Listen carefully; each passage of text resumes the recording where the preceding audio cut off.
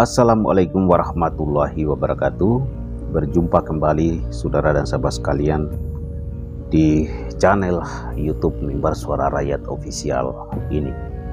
Kali ini saya ingin menyampaikan kabar tentang Universitas Nalanda yang mengubah dunia berabad-abad, lebih tua dari Universitas Oxford ternyata.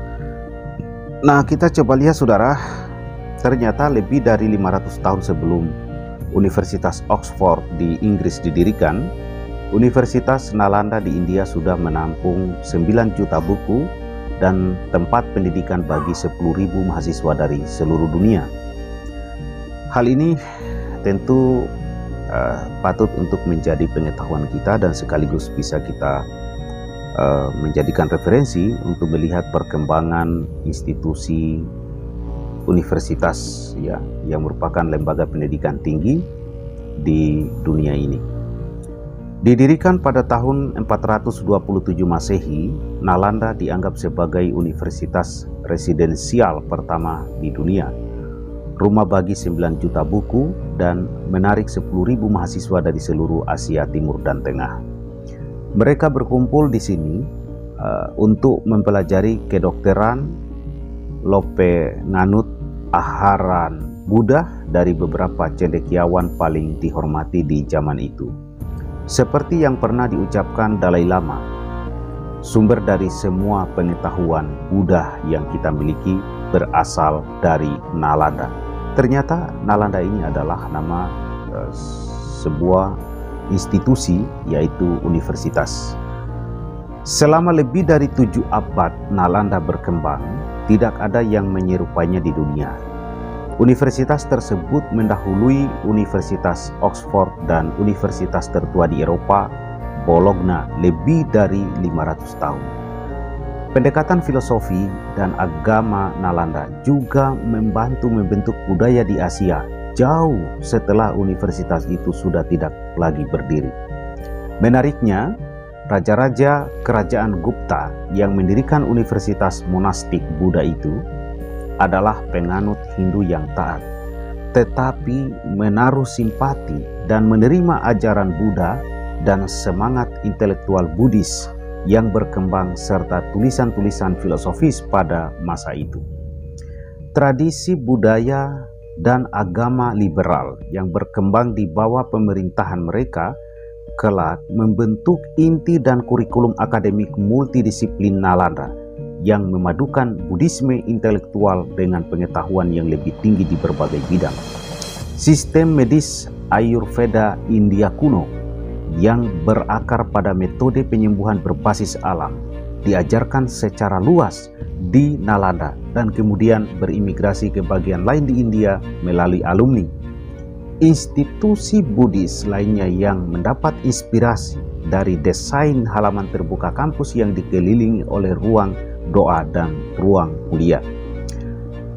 Plesteran yang diproduksi di sini memengaruhi seni di Thailand dan seni logam berimigrasi dari sini ke Tibet dan Semenanjung Malaya. Namun, mungkin warisan Nalanda yang paling penting dan bertahan lama adalah pencapaiannya di bidang matematika dan astronomi. Aryabhata yang dianggap sebagai bapak matematika India diperkirakan memimpin universitas tersebut pada abad ke-6 Masehi. Dan saudara sekalian, kemudian banyak yang percaya bahwa Aryabhata adalah orang pertama yang menetapkan 0 sebagai angka, sebuah konsep revolusioner yang menyederhanakan perhitungan matematis dan membantu mengembangkan jalan yang lebih kompleks seperti aljabar dan kalkulus. Ini sebagaimana yang dikatakan Anuradha Mitra, seorang profesor matematika yang berbasis di Kolkata. Tanpa 0, kita tidak akan memiliki komputer. Itu yang disampaikan. Kemudian dia juga menjelaskan di mana yang melakukan percobaan dalam mengekstraksi akar kuadrat dan kubik dan penerapan fungsi trigonometri pada geometri bola. Dia orang pertama yang mengaitkan pancaran sinar bulan dengan sinar matahari yang dipantulkan. Ini yang disampaikan oleh Anuradha Mitra, seorang profesor matematika yang berbasis di Kolkata ini, menjelaskan soal Aryabhata ini. Jadi saudara dan sahabat sekalian, karya ini kemudian sangat memengaruhi perkembangan matematika dan astronomi di India Selatan dan di seluruh Jazirah Arab. Universitas itu secara teratur mengirimkan beberapa cendekiawan dan profesor terbaiknya ke tempat-tempat seperti Cina, Korea, Jepang, Indonesia, dan Sri Lanka untuk menyebarkan ajaran dan filosofi Buddha. Program pertukaran budaya kuno ini kemudian membantu menyebarkan dan membentuk ajaran Buddha di seluruh Asia. Peninggalan arkeologi Nalanda sekarang menjadi situs warisan dunia UNESCO.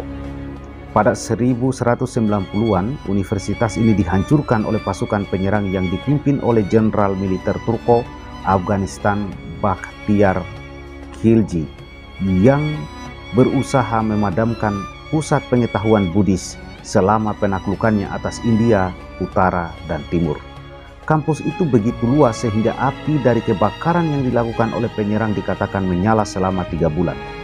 Saat ini situs galian seluas 23 hektar ini mungkin hanya sebagian kecil dari kampus aslinya, tetapi berjalan-jalan kemudian melalui banyak biara dan kuilnya dapat dirasakan membangkitkan perasaan seperti apa yang rasanya belajar di tempat seperti itu. Itu penuturan dari beberapa orang yang kemudian melakukan penelusuran jejak Nalanda ini secara langsung.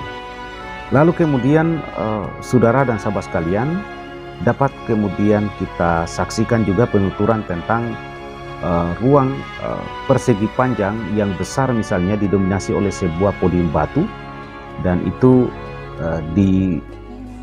dicurigai dulunya menjadi ruang kuliah yang bisa menampung 300 siswa, dan podiumnya adalah podium guru, dan itu dilihat ya, itu berasal dari batu. Ini yang kemudian ditemukan di dalam upaya melakukan penggalian ya, situs tentang Nalanda ini. Jadi saudara, seperti pada universitas elit saat ini, proses pendaftaran Nalanda sangat sulit. Calon siswa perlu terlibat dalam wawancara lisan yang ketat dengan profesor top Nalanda. Mereka yang beruntung diajari oleh sekelompok profesor eklektik dari berbagai penjuru India dan secara kolektif bekerja di bawah guru Buddha yang paling dihormati pada zaman itu seperti Dharmapala dan Silabhadra. Jadi saudara, ternyata guru Buddha yang paling dihormati di zaman itu adalah Dharmapala dan Silabhadra. Ini yang tentu mungkin bagi generasi-generasi kita saat ini sudah luput ya, bahkan kita tidak ketahui. Makanya saya tertarik menyampaikan ini minimal untuk menjadi referensi pengetahuan kita. Ternyata universitas tertua itu ada di Nalanda berdasarkan apa yang ada di dalam catatan-catatan yang telah dipublikasi di beberapa media ini. 9 juta manuskrip yang terbuat dari daun dan tulisan tangan di dalam perpustakaan kampus itu merupakan disebut gudang kebijaksanaan Buddhis terkaya di dunia. Hanya segelintir dari koleksi tersebut yang selamat dari api dibawa oleh para biksu yang melarikan diri. Manuskrip itu sekarang dapat ditemukan di Los Angeles, kemudian disebut di Los Angeles Country Museum of Art di Amerika Serikat dan Museum Yarlung di Tibet. Biksu dan pengelana Buddha dari Cina yang terkenal, Huangzang, belajar dan mengajar di Nalanda. Ketika dia kembali ke Tiongkok pada tahun 645 Masehi, dia membawa kembali sebuah gerobak berisi 657 kitab suci Buddha dari Nalanda. Huangzang kemudian menjadi salah satu cendekiawan Buddhis paling berpengaruh di dunia. Dia kemudian menerjemahkan sebagian dari tulisan-tulisan itu ke dalam bahasa Mandarin untuk membuat risalah hidupnya yang ide utamanya adalah bahwa seluruh dunia hanyalah representasi dari pikiran. Muridnya yang berasal dari Jepang, Dosho, kemudian memperkenalkan doktrin ini ke Jepang dan menyebar lebih jauh ke dunia Sino-Jepang, di mana doktrin ini tetap menjadi agama besar sejak saat itu. Akibatnya, Huangzang disebut sebagai biksu yang membawa agama Buddha ke timur. Dalam deskripsi Huangzang tentang Nalanda, dia menyebutkan Stupa Agung, sebuah monumen besar yang dibangun untuk mengenang salah satu murid utama Sang Buddha. Kemudian saudara, dapat kemudian dilihat ya, reruntuhan bangunan yang megah berbentuk seperti piramida segi 8, tangga batu bata menuju ke puncak bangunan juga dikenal sebagai Monumen Agung. Ini yang kemudian hari ini menjadi konsentrasi bagi pihak-pihak yang tertarik untuk meneliti. Banyak kuil kecil dan stupa nazar menghiasi teras beraspal yang mengelilingi candi setinggi 30 meter yang dihiasi oleh lukisan-lukisan indah. Stupa Agung sebenarnya sudah ada sebelum universitas ini berdiri. Dibangun pada abad ke-3 Masehi oleh Kaisar Ashoka, strukturnya telah dibangun kembali dan direnovasi beberapa kali selama 8 abad. Kata Anjali Nair, seorang guru sejarah dari Mumbai yang kemudian menyampaikan apa yang diketahui. Stupa itu berisi abu para biksu Buddha yang pernah hidup dan mati di sini, di tempat itu, lalu mendedikasikan seluruh hidup mereka untuk universitas. Lebih dari 8 abad setelah jatuhnya universitas ini, beberapa cendekiawan menentang teori yang dipegang secara luas bahwa Nalanda dihancurkan karena Khilji dan pasukannya merasa ajaran universitas ini bersaing dengan Islam. Sementara pencabutan ajaran Buddha mungkin menjadi kekuatan pendorong di balik serangan itu, salah satu arkeolog perintis India H.D. Sankalia menulis hal berbeda. Dalam bukunya pada 1934 The University of Nalanda, dia menulis penampakan kampus yang seperti benteng dan kisah-kisah mengenai harta kekayaannya adalah alasan yang cukup bagi penyerangan untuk menganggap universitas tempat yang menguntungkan untuk diserang. Jadi sulit untuk kemudian menetapkan alasan yang pasti untuk invasi tersebut. Kata Sankar Sarmas, direktur museum yang memamerkan 350 artefak dari lebih 13.000 barang antik yang disimpannya yang diselamatkan selama penggalian Nalanda.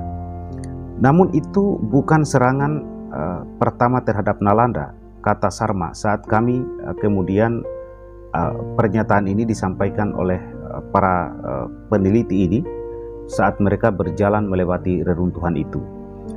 Tempat itu pernah diserang oleh Hun di bawah Mihir pula pada abad ke-5 dan sekali lagi mengalami kerusakan parah akibat invasi Raja Gauda Bengal pada abad ke-8.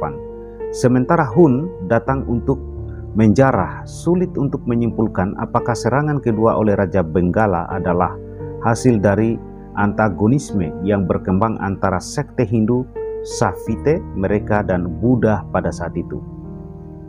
Pada kedua kesempatan yang lain, setelah penyerangan bangunan dipulihkan dan fasilitas diperluas dengan bantuan perlindungan kekaisaran dari para penguasa, pada saat Khilji menginvasi kuil suci pembelajaran ini, ajaran Buddha mengalami penurunan secara keseluruhan di India.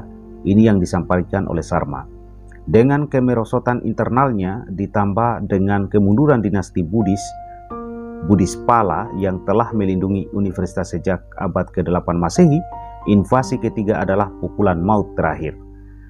Selama 6 abad berikutnya, Nalanda berangsur-angsur tenggelam dan akhirnya terkubur sebelum ditemukan oleh surveyor Skotlandia Francis Buchanan Hamilton pada 1812 dan kemudian diidentifikasi sebagai Universitas Nalanda kuno oleh Sir Alexander Cunningham pada 1861. Ketika kemudian dilihat di stupa mini, banyak yang kemudian menyaksikan sekelompok kecil biksu muda yang mengenakan jubah merah berkeliling di lokasi sebelum mereka kemudian berhenti untuk berkumpul di atas alas besar bekas kuil. Para pertapa muda itu duduk tegak dalam posisi meditatif, mata mereka tertuju pada Monumen Agung. sebuah penghormatan hening untuk masa lalu yang gemilang. Itu yang senantiasa ada di aktivitas di sana. Saudara dan sahabat sekalian, informasi yang seperti ini tentu menjadi hal yang penting juga, sehingga kita bisa mencoba memahami dan mengenali rangkaian-rangkaian kaitan-kaitan ya, perkembangan kehidupan, pengetahuan, perkembangan kehidupan antara kita di dunia ini. Tadi kita sudah tentu pahami ya, bahwa Universitas Nalanda ini menjadi salah satu yang mengubah dunia dan berabad-abad lebih tua dari Universitas Oxford yang kemudian terkenal. Itu juga merupakan universitas yang disebut-sebut tertua di dunia. Terima kasih saudara dan sahabat sekalian, semoga ini dapat bermanfaat ya. Silakan klik tombol subscribe channel ini, semoga dapat bermanfaat. Saya pamit undur diri, sampai berjumpa dalam ulasan tayangan dan informasi berikutnya. Assalamualaikum warahmatullahi wabarakatuh.